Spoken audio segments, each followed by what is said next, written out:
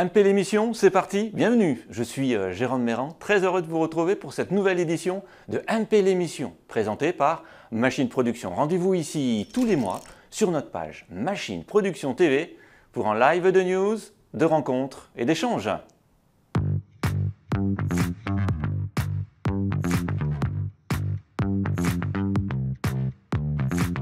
Et pour ne pas rater chacune de nos émissions, abonnez-vous à notre chaîne Machine Production TV. Au sommaire de l'émission, nous allons décrypter l'actualité de l'industrie mécanique. Et pour cette nouvelle émission, nous allons nous intéresser aux solutions qui rendent nos industries plus attractives, voire même beaucoup plus sexy. Avec nous en plateau, je suis ravi d'accueillir Cyril Aujar, bienvenue. Alors vous êtes le directeur général du groupe Hexagon. Gilles Battier, bienvenue. Vous êtes directeur technique du groupe Hexagon. Et Philippe Piaton, bienvenue également. Bonjour Jérôme. Alors vous êtes référent régional industrie à l'UIMM pour les WorldSkills. Donc l'UIMM, c'est l'Union des industries et métiers de la métallurgie. Alors Philippe, c'est quoi le concept des WorldSkills? Alors, ce n'est pas un concept, c'est plutôt une réalité, puisque on va prendre en exemple une Olympiade des métiers, l'ancien nom donc des WorldSkills, et c'est un concours des métiers au niveau national, international et régional. Donc plusieurs étapes. Combien de métiers? Combien de métiers pour l'industrie? Dans l'industrie, bien sûr. Bien sûr. Parce que il y a d'autres métiers, hein, bien sûr, hors industrie. On dépasse les 80 métiers, puisque on peut se retrouver avec des bouchers, avec, on va dire, des gens du bâtiment et autres. Voilà. Et dans l'industrie, combien alors? 16 métiers. 16 métiers. 16 métiers. Donc ça va de? Alors on va parler du tourneur, du fraiseur, de l'intégrateur robotique, de la réfrigération technique. Je vous cite les 16? Non, enfin, pour m'ouvrir. Voilà, et puis tout ce qui touche à la CAO aussi. Ouais. Je vais en oublier. La robotique peut-être? La robotique mobile. Voilà, donc 16 métiers très intéressants qui touchent le domaine de l'industrie. Alors comment se passe une compétition dans le tournage, fraisage par exemple? Fraisage. Alors déjà, la compétition, elle se passe sur plusieurs cycles. C'est un cycle de 2 ans avec plusieurs étapes. D'accord. Donc une étape d'abord régionale, après une étape nationale et une étape internationale qui correspond à de l'Europe et du mondial. Dans l'étape nationale, en fait, on va définir une équipe de France, c'est ça? Une équipe de France. Au départ, c'est une équipe régionale pour trouver le meilleur. On va prendre le meilleur fraiseur de la région. D'accord. Qui va devenir, en l'espérant, le meilleur au niveau national, le meilleur fraiseur national, et après qui va concourir au niveau international et au niveau européen. Alors comment se passent ces étapes-là de sélection, présélection et de compétition? Alors donc les WorldSkills sont accompagnés, on va dire, par les branches la plupart du temps pour déjà sélectionner branches métiers dans chaque métier. Alors je parle des différentes branches. Hein. Au niveau UMM, mais on peut très bien retrouver aussi les branches du bâtiment, les branches au niveau automobile aussi. Et du coup, il y a un accompagnement qui est fait, que ce soit au niveau des formateurs, au niveau des enseignants dans les lycées, au niveau des maîtres pros dans les écoles de production et autres. Et donc, il y a une compétition d'abord, comme je vous le disais, régionale. Et on va sélectionner, je vais prendre l'exemple en Auvergne-Rhône-Alpes, il y a actuellement 36 fraiseurs et à peu près 32 tourneurs qui vont concourir. Donc, d'ici mars. Fin mars, toutes les sélections seront terminées au niveau régional sur la France entière. C'est quoi le challenge là Alors, c'est de réaliser une pièce. Au niveau régional, ça va être de réaliser une pièce. Ouais. Alors, je vous parle pareil, fraisage-tournage. Une pièce en partant d'une CAO au départ, avec un programme en CAO. Donc, pour les gens qui connaissent pas, ça va être un programme qui va être édité en ISO. Sur une machine, puisqu'on a aussi différents partenaires, aussi bien en régional qu'en national et à l'international. Donc des gens qui nous mettent à disposition des machines-outils. Et puis pareil, des partenaires dans tout ce qui est métrologie, on en a ici. Voilà, et du coup, voilà, c'est une compétition. Et le but, eh bien, on va essayer d'avoir le meilleur fraiseur par rapport à un nombre de points qui sera établi par des experts métiers. D'accord, il faut quoi? Qu'il fabrique la pièce à partir d'un plan le plus rapidement possible, avec des critères de qualité. Tout à fait. Pour ceux qui connaissent un peu les MAF, les meilleurs apprentis de France, on est sur des choses qui sont un peu plus longues, alors que les WorldSkills, c'est un temps donné. Voilà, à partir d'un plan, un temps donné, avec des modules différents. Voilà, ils vont généralement réaliser 2 pièces. Si je prends le national, puisque c'est un peu la référence qui est au milieu. Voilà, il va y avoir 2 pièces à réaliser, matières différentes, aluminium, acier, et puis que ce soit en tournage et en fraisage, avec une complexité qui se rapproche de l'international. Voilà. Il y a un barème de notation, il y a des jurys. Chaque compétiteur a son jury qui est attitré par région. Voilà, et après ils se réunissent et on a un expert métier, un chef d'atelier. Comme je vous le disais, par rapport à un concept, c'est vraiment de la réalité puisque on recrée des ateliers sur un site unique. Okay. Ouais. Merci Philippe. Cyril et Gilles, vous avez développé l'Hexagon Machine Trainer, qui est un véritable simulateur de machine-outil, à l'image des simulateurs de vol pour entraîner les pilotes de ligne ou de chasse. Mais avant de découvrir cette machine d'entraînement dans le reportage qui va suivre, parlez-nous de la genèse de ce projet.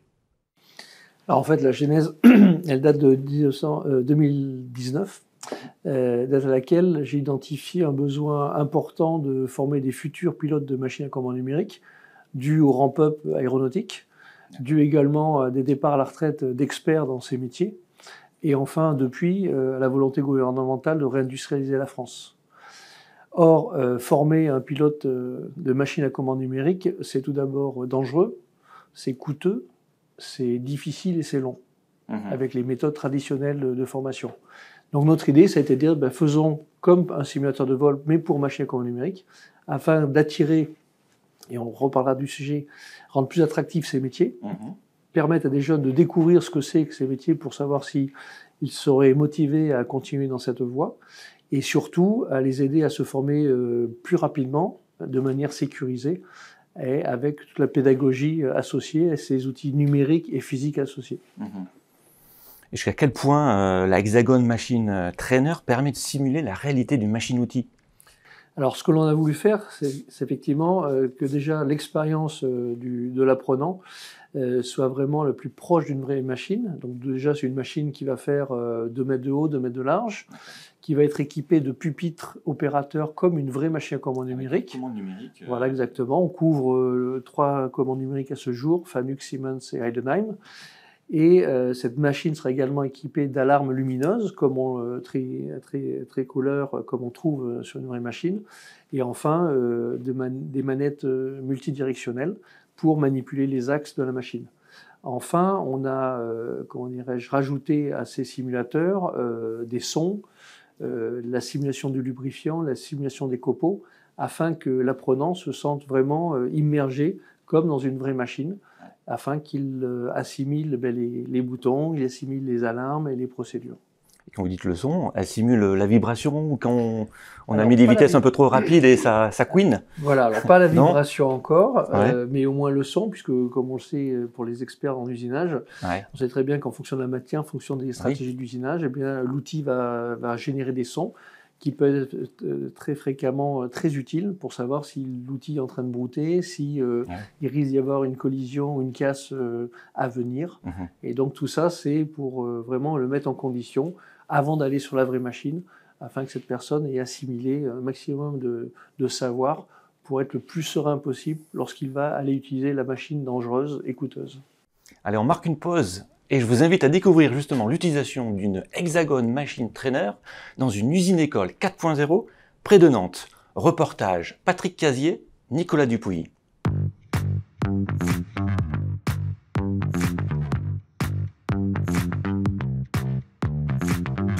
Hexagon Machine Trainer est un nouveau moyen de formation chez JVMA. Découvrons ses possibilités, reportage.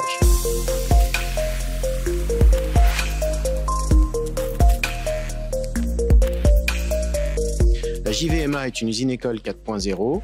Nous mettons à disposition de la formation initiale et continue des moyens techniques autour de la thématique de l'industrie du futur. L'Hexagon Machine Trainer s'intègre donc pleinement dans cette démarche. L'Hexagon Machine Trainer est utilisé par nos apprenants dans le cadre de l'apprentissage du pilotage de machines-outils à commande numérique. Elle peut aussi être utilisée dans le cadre du recrutement d'opérateurs pour vérifier leur aptitude à conduire des machines d'usinage à travers l'enregistrement de la session d'utilisation. Dans le cadre de la réalisation d'une pièce en usinage, on commence par la programmation de la pièce sur un logiciel de FAO. Par la suite, nous allons utiliser l'Hexagon Machine Trainer pour usiner virtuellement cette pièce avant de passer sur une machine réelle. L'Hexagon Machine Trainer permet un apprentissage avec droit à l'erreur, car pas de casse matérielle. Sur un seul moyen, on peut appréhender le tournage, le fraisage, ainsi que le contrôle. La Machine Trainer est suffisamment représentative d'une machine réelle à travers les bruits, l'enlèvement de copeaux, la lubrification Et tout ceci avec un pupitre réel de vraie machine. Elle permet d'économiser matière, énergie et lubrifiant. Hexagon propose l'Hexagon Machine Trainer afin de répondre aux besoins de formation des futurs pilotes de machines à commande numérique et pour autant sans immobiliser les moyens réels de production. Les possibilités de formation avec cette machine sont comme un simulateur de vol mais pour machine à commande numérique. L'Hexagon Machine Trainer permet de former au tournage, au fraisage et au contrôle tridimensionnel grâce aux jumeaux numériques et ce sur contrôleurs Siemens, Fanuc et Heidenhain. Les évolutions prévues sur cette machine sont l'intégration de la réalité augmentée pour rendre les formations encore plus efficaces et attractives pour les jeunes en particulier.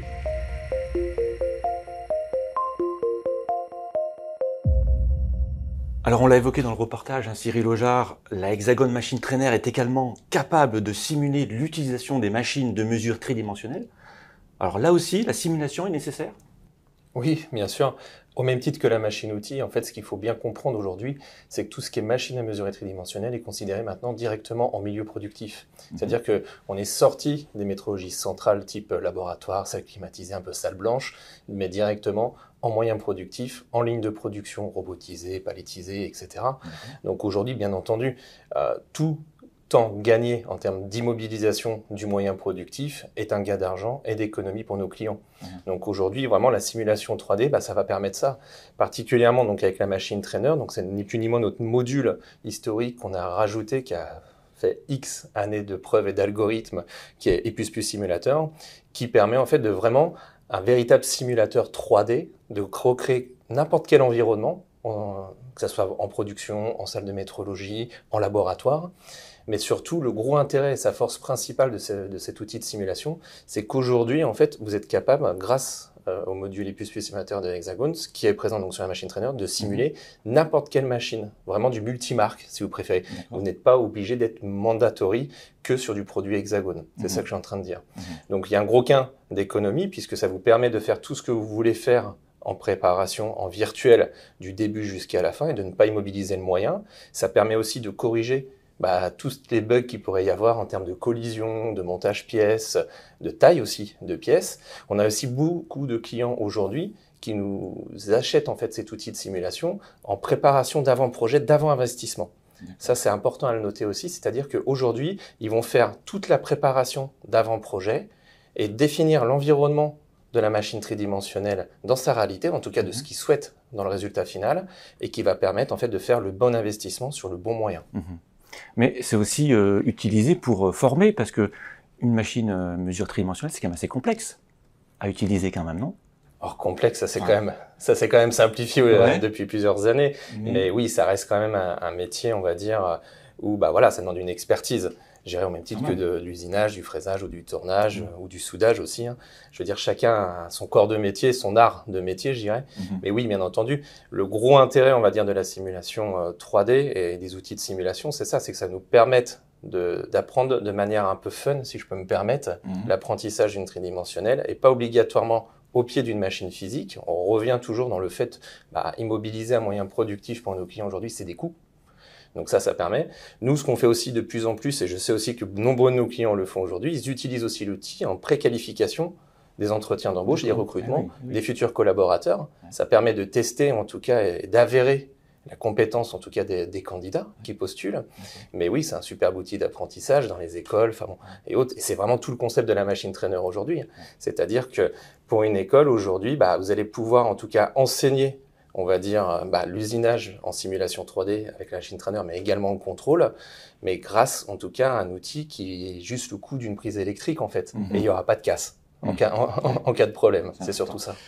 Merci Cyril. Philippe, la compétition des WorldSkills est-elle parvenue à changer le regard des parents et du public plus largement sur l'industrie de la mécanique et ce qu'on y fait à l'intérieur de ces usines? À l'intérieur de ces usines, oui. Alors, c'est vrai que l'avantage, c'est que la compétition WorldSkills est souvent adossée à des forums ou alors des salons métiers et pour la partie régionale.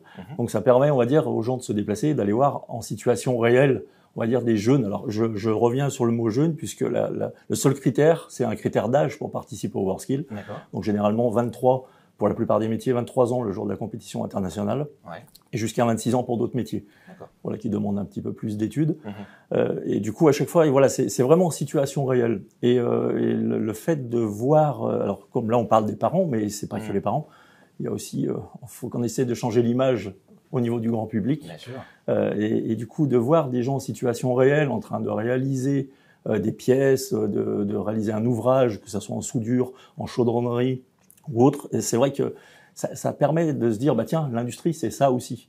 On a des grosses difficultés à essayer de faire comprendre aux gens qu'est-ce que c'est que l'industrie, et c'est tellement large. Donc c'est vrai qu'on essaie de faire changer. Et typiquement, quand on a des nouvelles technologies qui rentrent, on a toujours cette image, on va dire, pour un parent, de se dire non, on va pas faire de l'industrie, de dire à un jeune non, on prend un autre chemin. Quand on voit, on va dire maintenant, l'industrie et les nouvelles technologies et tout ce qui va autour, on a quand même des métiers qui sont super beaux. Et puis, je pense qu'on peut donner envie, et justement, les WorkSkills sont là pour ça. C'est vraiment pour faire la promotion de nos métiers. Et puis, on a des jeunes, moi j'en ai vu, hyper motivés dans la voilà, compétition. C'est des grands sportifs, quasiment. Voilà, c'est un peu la potion magique. Une fois qu'on a goûté aux WorkSkills, c'est vrai qu'on n'en sort pas. Moi, je les ai goûtés il y a quelques années en arrière. Voilà, c'est des compétitions qui sont... ça donne le frisson quand on voit une compétition avec tous ces jeunes qui expliquent leur métier. C'est magnifique. Vous avez déjà assisté, vous, à une compétition des WorkSkills? Gilles, oui, bien sûr, régional et national. Alors, votre regard là-dessus? Comme le dit très bien Philippe, on voit que c'est une vraie compétition. Mais il y a autant les candidats que les supports des candidats qui sont autour. Il y a une vraie pression, il y a un vrai challenge en tout cas. C'est une grande compétition. C'est vrai, on arrive à fédérer, on va dire, comme je vous le disais tout à l'heure, des écoles, différentes écoles, des CFA, des entreprises qui viennent visiter aussi, puisque pour un patron, c'est super intéressant d'aller voir ce qui se passe et d'aller découvrir aussi les nouvelles technologies qui peuvent être mises en place. Et puis cette compétition, le fait de mettre les jeunes en compétition, ils vendent leur métier. Et il n'y a rien de tel qu'un jeune qui parle de son métier à un autre jeune. Donc quand des collégiens passent voir les WorkSkills, je veux dire, quand il y a on essaie de faire des skill views, ce qu'on appelle, c'est-à-dire qu'on peut voir ce qui se passe, et puis les jeunes peuvent aussi tester. Et du coup, il y a des choses qui se mettent en place. Là, sur Lyon 2023, il va y avoir des choses de mise en place, et puis après, on va quand même accueillir la compétition internationale sur Lyon en 2024. Et là, je pense que c'est quelque chose à pas rater. Ça arrive pas tous les ans d'avoir Lyon 2024 compétition internationale. Et j'en ai pas parlé, mais je vais vous le dire, on a quand même fini 5e au niveau des 46e. L'équipe de France. Pour les mondiaux, pour les mondiaux de 2022. De 2022, c'est ça. Donc, de 2022, si on enlève le Covid, c'est encore un peu plus loin. Mais les 46e, voilà. Donc la France a fini 5e. Et il y a eu beaucoup de médailles quand même dans l'industrie. Et ça, c'est la première fois qu'on obtient ce résultat, 5e. Premier pays hors asiatique, on va dire, je ne sais pas si on peut le dire comme ça, mais voilà, devant nous, on a la Chine, la Corée, Japon, Taïwan, donc on a de quoi être on a battu les Allemands, faut le dire aussi, on a battu les Autrichiens, on a battu pas mal d'autres pays qui sont réputés pour leur industrie et pour leur métier, et c'est vrai que je pense qu'on a fait un grand pas, et on espère qu'en 2024, on va obtenir les mêmes résultats. Premier, peut-être. En quoi votre simulateur va donner plus d'attractivité à l'industrie, Cyril? Je dirais aujourd'hui, particulièrement pour attirer les jeunes dans l'industrie. Vous savez, on a toujours cette image d'industrie un peu passéiste, si je peux utiliser ce terme-là. Ça n'empêche qu'aujourd'hui, on le voit bien avec toutes les nouvelles technologies, l'industrie 4.0, l'industrie du futur, on voit bien que l'industrie, c'est pas celle d'il y a 30 ans non plus. Je veux dire, ça a considérablement évolué, et bien sûr, en termes de pénibilité au travail, on n'est plus du tout dans le même monde. Ça, c'est le premier point. Donc, je dirais que tout outil qui est lié aujourd'hui à l'informatique moderne, de l'électronique et autres, avec toute une génération qui est née avec ça dans les mains, faut pas l'oublier, les tablettes, les téléphones mobiles et autres, est un outil en tout cas de promotion des métiers. Et aujourd'hui, clairement, le fait de pouvoir en tout cas leur donner accès à de la simulation 3D, particulièrement avec la machine trainer, que ça soit autant dans la simulation de machines d'outils ou de machines de contrôle, si vous préférez, ça va leur permettre aussi d'apprendre tel qu'ils l'ont eu dès le début de leur naissance, je dirais presque, avec des nouveaux outils informatiques, technologies de haute qualité, et vraiment d'avoir un côté très fun, je me répète. Pourquoi? Parce que c'est toujours plus sympa de travailler sur un environnement type simulateur de vol, simulateur de Formule 1, on va dire, que simplement sur un pied à coulisses ou une colonne de mesure. Non, si on parle de métrologie très traditionnelle, ce qu'il ne faut pas dire qu'il ne faut pas y passer à un moment donné pour devenir expert en métrologie, loin de là. Il y a ce côté-là, il y a tout le côté aussi, moi, que je trouve passionnant grâce à la simulation 3D, c'est toute cette partie. Alors, je sais que Gilles et ses équipes, peut-être je vais en dire 2 mots, vous travaillez dessus, la réalité virtuelle, ça sera le next step pour la machine trainer. Dans le reportage. Voilà, toute la partie également serious game. Donc tout ça, c'est des choses, on va dire, qui sont attractifs et qui parlent, en tout cas, à cette jeune génération, si je peux me permettre le terme. Associé à ça, ce qu'il ne faut pas oublier aussi, c'est que ça va leur permettre, moi en tout cas dans mon métier, la métrologie, clairement, c'est de vulgariser ce métier. C'est-à-dire qu'aujourd'hui, peut-être que voilà, en leur donnant l'accès à un simulateur de machine à mesurer tridimensionnelle, ils vont peut-être pouvoir, d'une part, acquérir les compétences de ce métier-là, de manière à envisager un emploi futur dans la métrologie par le biais de la simulation et en tout cas se projeter dans leur avenir que pourrait être leur futur emploi dans l'industrie lié en tout cas au secteur de la métrologie. Aujourd'hui, on le voit bien, hein, le Covid, les difficultés de recrutement dans l'industrie, les quatre ont été on va dire, le jeu n'est plus du tout le même dans la partie recrutement. Et je suis désolé, aujourd'hui, la simulation 3D, ça remplace quasiment une machine. Ça ne remplace pas une machine à état physique, mais ça reste des simulateurs très puissants avec des algorithmes qui sont éprouvés et qui sont dédiés pour ça, pour créer plusieurs scénarios. Et ça permet aussi d'envisager beaucoup plus de travail à distance, de pouvoir recruter en différentes zones au niveau de la France, et pas obligatoirement que à Paris ou que à Lyon ou que à Toulouse dans les grandes villes, mais aussi de pouvoir faire de la programmation sur des réels simulateurs à distance de chez soi. Et ça, avec ce qui s'est passé après le Covid, on ne peut pas dire que ça ne soit pas un argument majeur, en tout cas pour les jeunes candidats aujourd'hui. Gilles, pour compléter. Oui. Et conclure. Pour compléter ce que vient de dire Cyril, 2 éléments. Tout d'abord, cette machine, on l'a voulu mobile, pour pouvoir facilement la déplacer dans un atelier ou même dans une salle de cours, puisqu'on l'a faite à une hauteur qui permet de passer dans un encadrement de porte. Voilà. Cette machine, on veut aussi qu'elle soit visible partout en France. Là encore, il faut que l'industrie aille vers les gens. On sait qu'aller dans une usine, c'est pas forcément simple pour des raisons de sécurité évidentes. Donc cette machine-là, on veut la mettre à disposition de l'UMM ou d'autres organismes qui veulent faire la promotion des métiers de l'industrie, pour que les familles, les jeunes puissent toucher du doigt à ce que c'est que ces machines. Deuxième élément, ce monde mixte, virtuel et physique. Guillaume Feury, président d'Airbus, que j'ai rencontré, m'a dit mais ça peut être même utile pour des gens qui connaissent le physique, donc les anciens, et qui ont un petit peu de mal à aller vers l'industrie 4.0, donc où on intègre de plus en plus de numérique. Donc cet outil-là, il est pour les jeunes et aussi pour les moins jeunes, afin qu'ils puissent assimiler et prendre en main ces outils qui vont être de plus en plus mixtes, physiques et numériques. Un bon moyen d'attirer tout le monde, alors, c'est ça? Exactement, on en a besoin. On a besoin de beaucoup de gens et de gens passionnés. Et pour revenir au concours dont parlait Philippe, j'ai été à ces présentations et ces concours, j'ai vu de la passion chez ces jeunes et j'ai vu cet esprit d'équipe également vraiment impressionnant. Ça sera le mot de la fin. Cyril, Gilles et Philippe, j'étais très heureux de vous recevoir, mais restez encore avec nous, car on adore les bonnes nouvelles, surtout quand elles proviennent de notre belle industrie de la mécanique. C'est l'heure de notre rubrique MPD News.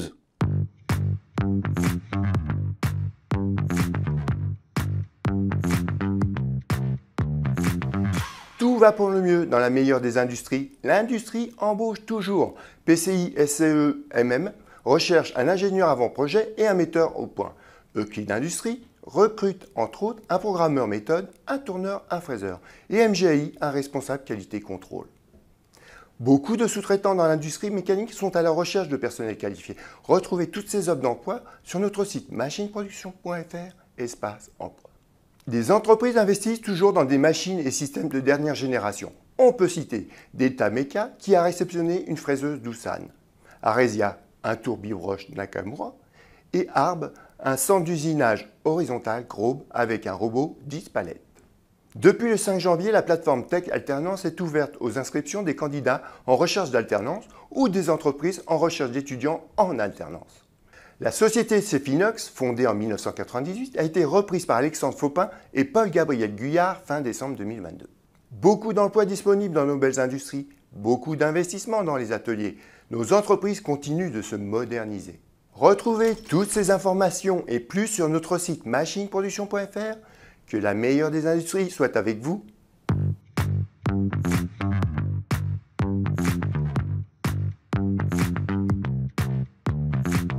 Alors, si vous cherchez un emploi ou un candidat, rendez-vous désormais sur la page emploi de Machine Production sur le site machineproduction.fr. Alors, Cyril Ojard, je rappelle, vous êtes le directeur général du groupe Hexagone. Gilles Battier, directeur technique du groupe Hexagone. Et Philippe Piaton, vous êtes référent régional industrie à l'UIMM pour les WorkSkills. Merci beaucoup de votre participation. Ce fut un vrai plaisir d'échanger avec vous ici dans notre studio de Boulogne-Billancourt. MP l'émission, c'est terminé. Merci à toute l'équipe de la rédaction. Merci aux équipes techniques. On se retrouve très prochainement pour MP l'émission numéro 18, spéciale Global Industrie Lyon. D'ici là, notre industrie aura encore progressé. Continuez à nous suivre sur les réseaux sociaux Machine Production et n'hésitez pas à liker, commenter et partager cette émission qui est également disponible en podcast. À très vite!